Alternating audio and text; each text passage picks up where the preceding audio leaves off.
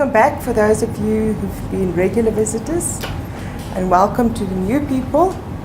If the new people don't know me, my name is Ronelle Blom. I'm the Dean at Da Vinci, and it's very nice to see people always supporting our event. I thought that we must start so that I don't want to keep Upward student on edge.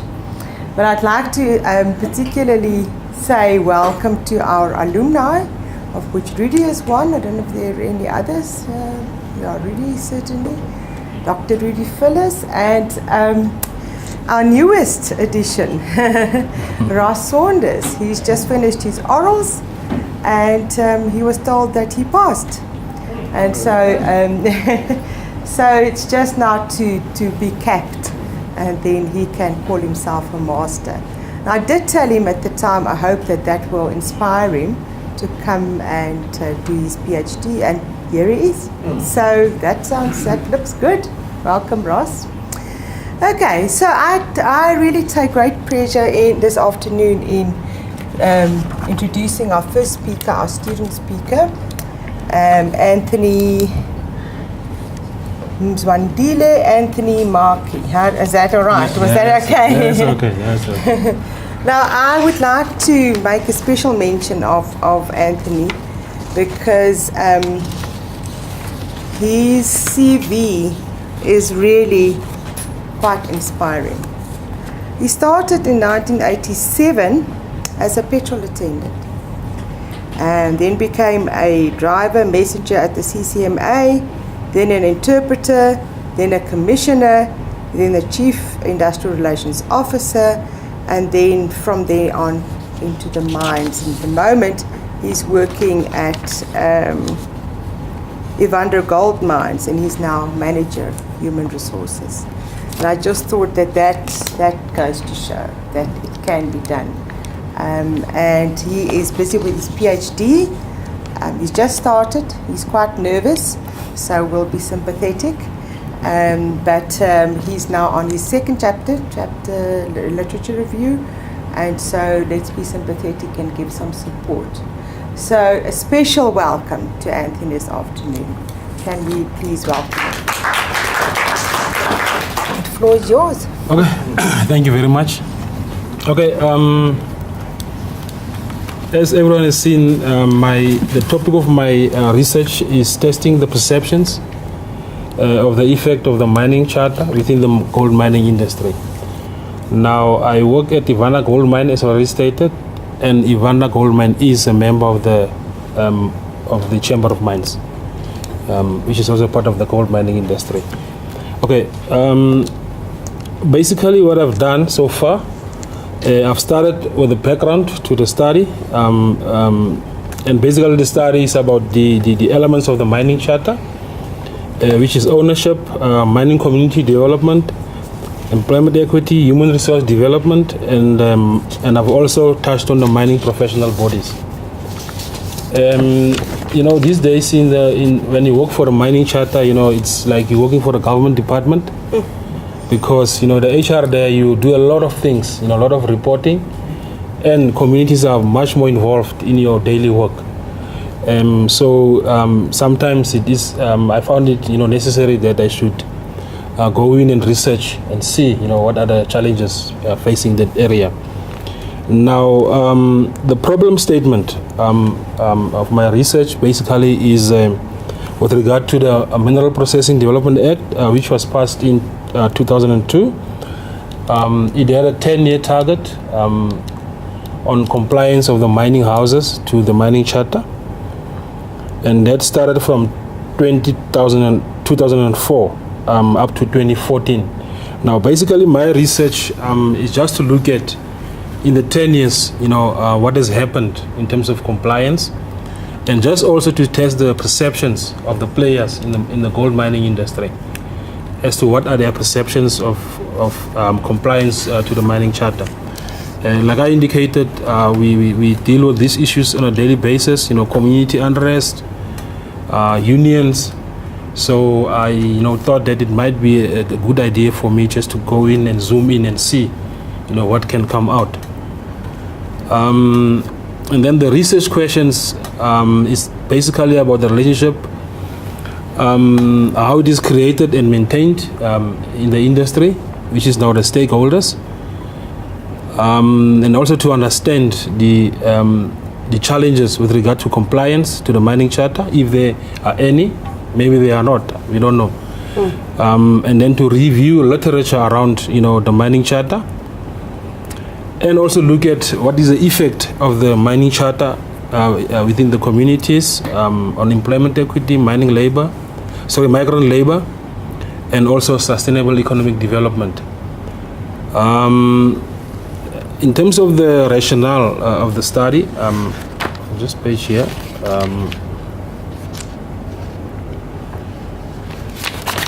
In terms of the rationale of the study, I'm just going to briefly take you through. There are conflicting perceptions, like I said, because we're testing the perceptions here in the study. There are conflicting perceptions around how the mining charter itself, has been implemented in the gold industry. Then you also have some social partners or stakeholders, which are your trade unions, your communities.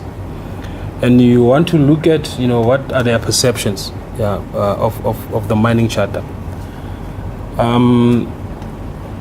And then also, what I also did, what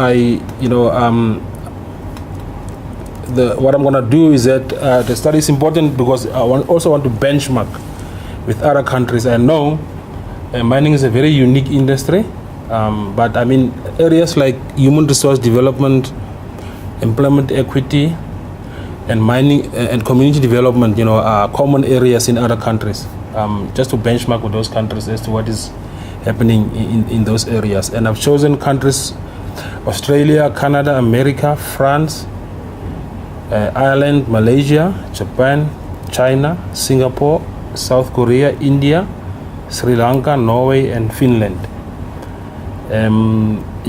Just to go and benchmark with those countries as to, what are they doing. It might not be specifically relevant to mining when it comes to HRD and mining community development, because not all these countries have got mining. I mean, Canada, their mines, Australia and Canada, their mines, and then so maybe they'll find some relevance there. But in other countries, I just want to see how they actually fare in terms of, those other elements. Now, my research method of research, starting with the research philosophy. I've gone through a lot of these philosophies: ontology, realism, interpretism, phenomenology, epistemology, positivism. I came looking at the research that I'm doing. I came to a conclusion that my research will be the philosophy will be phenomenology, because phenomenology is a world that is perceived to be socially constructed and subjective, and the observer is considered to be part of the object of observation, and human interests drive the science in that type of research. And it also focuses on meanings, and the aim of that philosophy is to understand the meaning of events and to explore the totality of each individual case, and using several methods in order to understand the different aspects of the phenomena, and then small samples are analyzed in greater depth over a longer period of time. Now, in terms of the research methodology, the research approach that I'm going to be taking, it will be a descriptive, qualitative research approach, because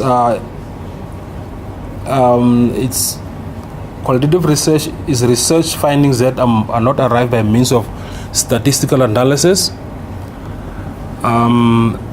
Its approach share a similar goal in that they seek to arrive at an understanding of a particular phenomena from the perspective of those experiencing it. Like I indicated, I'm going to be talking to various stakeholders, so they will tell me then, based on their perceptions, what are they experiencing with the mining charter. Okay, and then the research design that I'll be following, it will be,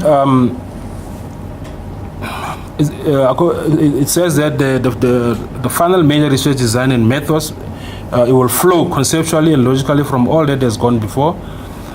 And then this research method applies a systematic investigation to a problem. So I'm going to follow a system in investigating the problem.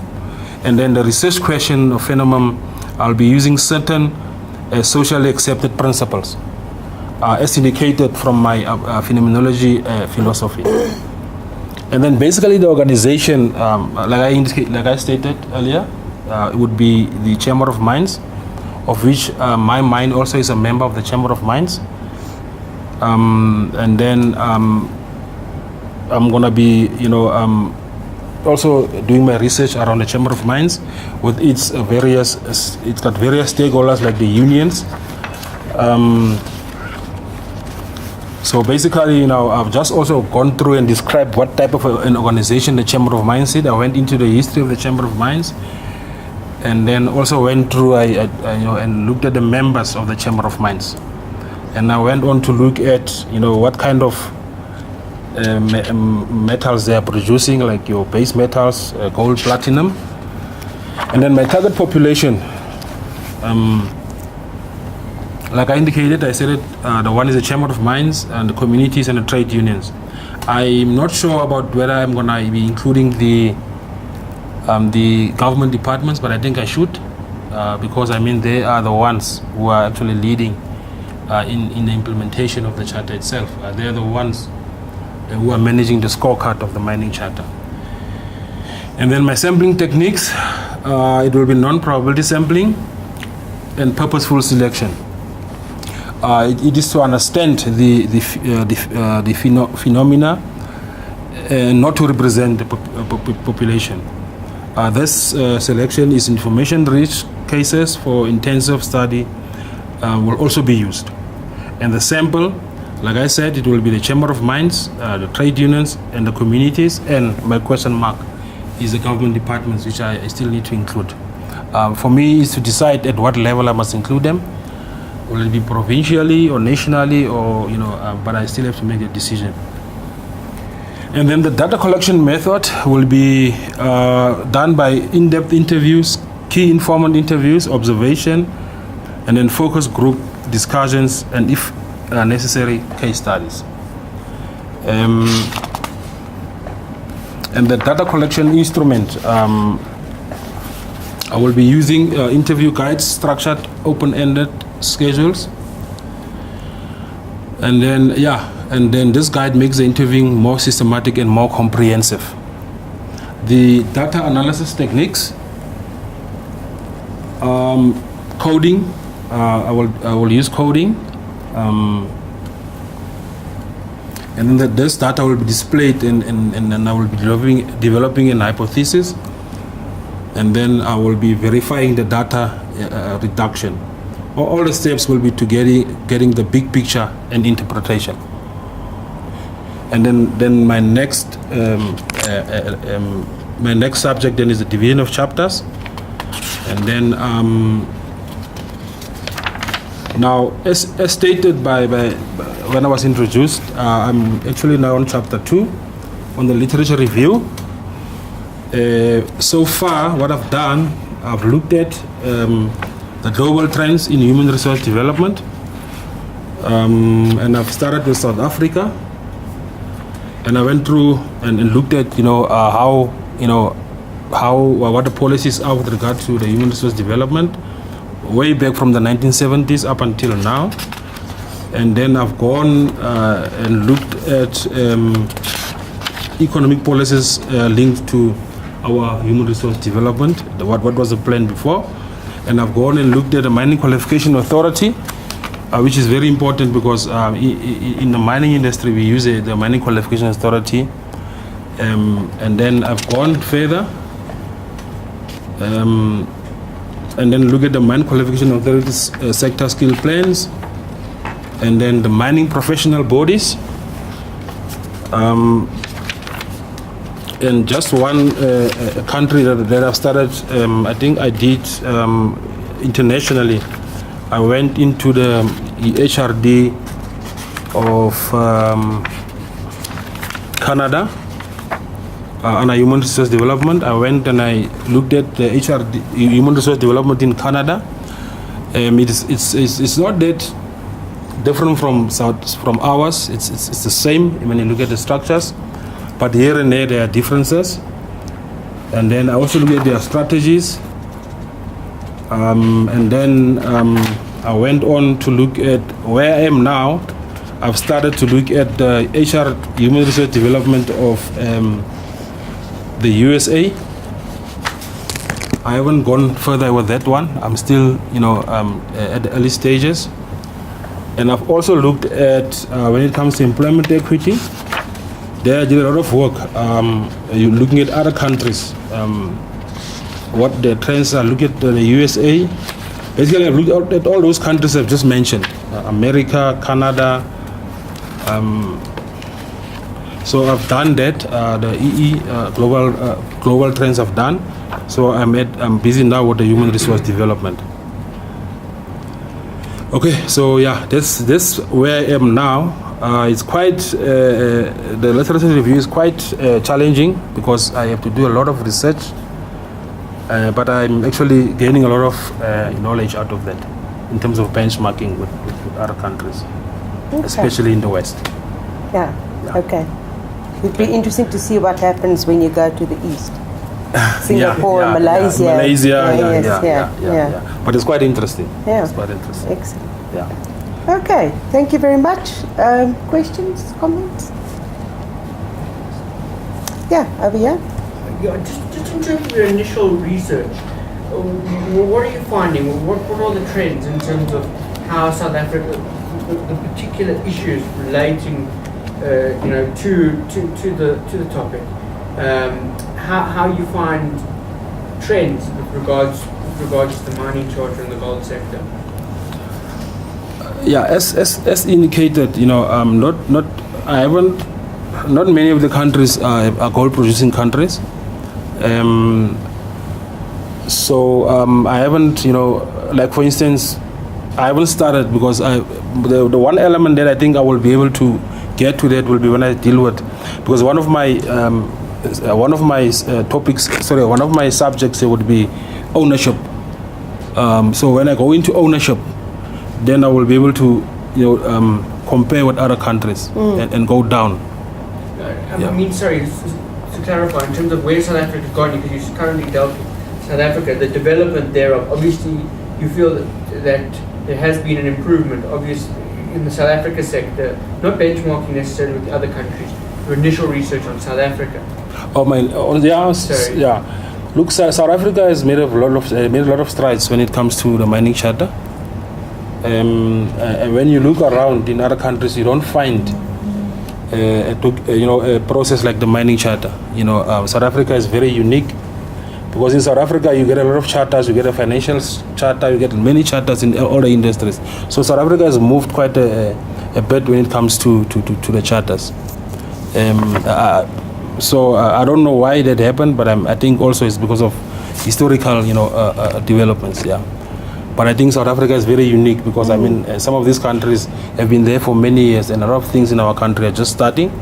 So we are also now looking at how other countries do certain things, and then we take from there and we improve. Yeah.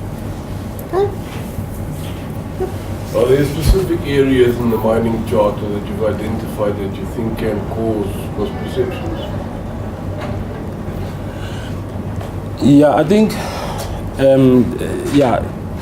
maybe subjective. I think when it comes to community development, for instance, it's one element of the mining charter. I think the mines are doing a lot in terms of community development. And the other area is human resource development. I also think that the mines are doing a lot. But I think there's an issue about coordination, and marketing it out there to show that the mines are doing a lot. And you have a lot of small flash points where people are not happy. For instance, communities where you see where there are strikes because there are no jobs. So somewhere in between there, we need to market ourselves as a mining industry and make sure that we learn from what we've done, and also to come together as an industry, to show that we are doing a lot, because I believe that the mines are doing a lot. Okay. Sure. Yeah. Ross? Mine was just on the countries that you mentioned in your introduction: Australia, US, Ireland, Canada, France, Malaysia, India, Sri Lanka, Norway, Finland. What was your selection criteria in those countries? Yeah,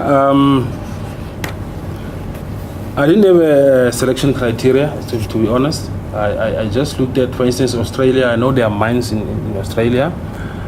Canada, I know there are mines. So, and then other countries like Malaysia, for instance, Malaysia also have the same challenges when it comes to employment equity and equal employment. And then countries like India, for instance, there are also challenges with issues of equity. Countries like Norway, for instance, there are issues there with gender issues. There are a lot of gender issues in those countries. So I've looked at each country and I looked at what I can pick up from what I read in the press. Yeah. And then I just So the unique issues that they deal with. Exactly, yeah. And then so that they can learn from those issues. Yeah. Well, I think those are criteria, and perhaps you should write them down. Okay, you had your hand. Sure. Yeah. This is not a question, but just to add to what you said about the community development, I think there is quite huge strides that are made in the mining industry. These days, for instance, with the bigger mining houses, besides hiring locals, but if they have quite a big capital infrastructure project, they'll say that a certain portion of the project, they'll take, say, 1% of what they were going to pay on invoices to the supplier, say that needs to go towards some community building initiative. I know Pan-African Resources is doing it. It's quite huge strides in community development and changing the mining days, mining houses. Sure. Yeah. Okay. Other questions? Thanks. Comments? Okay. Yes. So there's something that's worrying me. Now with the mining sector, there's a lot of technology coming in, and your hard manual labor it's going to be something of the past, because people are going to come in with a lot of new technology that will sort of work itself and pull out the product from underground. What would you build into your program to actually allow the current and future workers in the mine to be able to sort of better themselves at what they're doing, because they're going to have to now become very technology orientated to actually be able to mine with this kind of machinery and equipment that will be put in. Yeah, I think that's a valid point. I think I would look under the maybe human resource development, your skills development, because when you bring in new technology, obviously it affects the skills levels in the workplace. For instance, the mines in the Northern Cape where I come from, we have a lot of trackless mines, as opposed to the mines here, like in Evander, where you have conventional mining. So the mines in the Northern Cape have gone through that. I mean, they've mechanized most of their operations. They've gone through those pains. But this area, the only mine that has done that, I think it's Goldfields. Goldfields has just started now recently going for trackless mining. But to answer your question, I think what I would do is to look at the skills requirements in the event that happens, because as much as employees are gonna lose jobs because of introduction of new technology, but at the same time it also allows those who remain to earn more money because they get more skills. Sure. And also it increases the productivity So it's of a the mine. reskilling. Reskilling issue. I'll just follow up on that. The youngsters up to that, the new generation of apprentices, a lot of them are not interested in doing labor work, manual work. Now I'm referring to electrician, plumber, bricklayer, that type. A lot of them are not interested in that. They want to become more sort of white collar workers. How are we going to solve that? because it's going to create a big void in the market, a very, very big void. Because I mean, yes, okay, you can come in and you can say, okay, we'll build a house, but we use 3D printing. You have a 3D printer at home. You print your own tap. Tap becomes obsolete. You take that tap, you put another tap. So you put in a sort of a 3D printed tap. And so I'm just using that as a very far-fetched example, but it's there.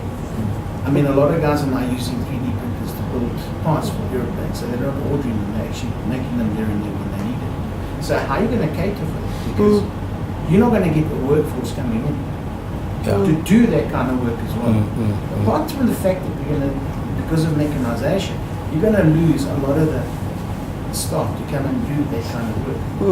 The hard work, the hard manual, using your hands and skills. Yeah, that one.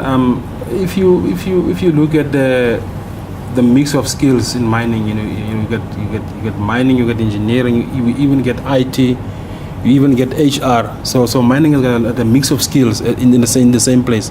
That's what makes it very, very, very dynamic. And then the current challenge, I think, for the past 10 years, we actually had an opposite challenge where we had scarce skills in terms of artisans, which was a challenge that we were struggling with, which we are seeming to be winning.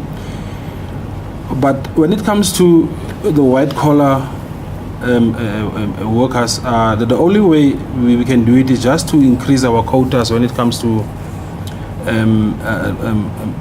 recruiting internships, because remember our internships also cater for various skills, IT and human resources and finance.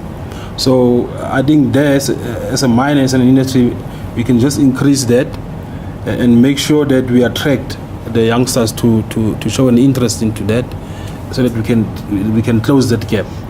That's the only thing, because we train for the market also. We don't train for the mine only. Just hang on before we carry on. Okay. I think it's a bit unfair, because that's not really the focus of his study. Okay, I know this is now becoming a very interesting discussion, and I hear you, but it's not really the focus of his study. Have you got? Going back to the study specifically. You say you want to compare, different countries, benchmarking them, HR, equity. However, all those countries that you mentioned actually have mining industries, developed to some degree or another. I mean, particularly India, for example, huge coal producer. Malaysia.